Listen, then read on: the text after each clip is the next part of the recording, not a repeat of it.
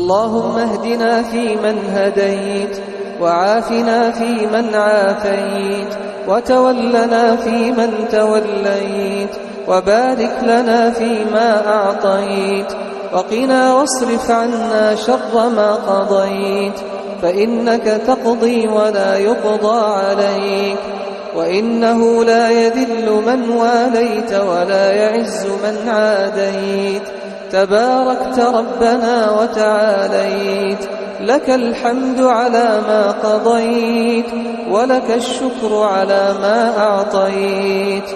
نستغفرك اللهم من كل الذنوب ونتوب إليك. اللهم لا تدع لنا في مقامنا هذا ذنبا إلا غفرته، ولا هما إلا فرجته، ولا كربا إلا نفسته، ولا دينا إلا قضيته.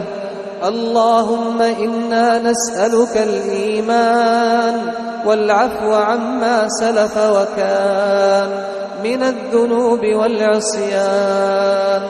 اللهم إنا نسألك إيمانا لا نفاق بعده، ويقينا لا شك بعده، وإخلاصا لا رياء بعده.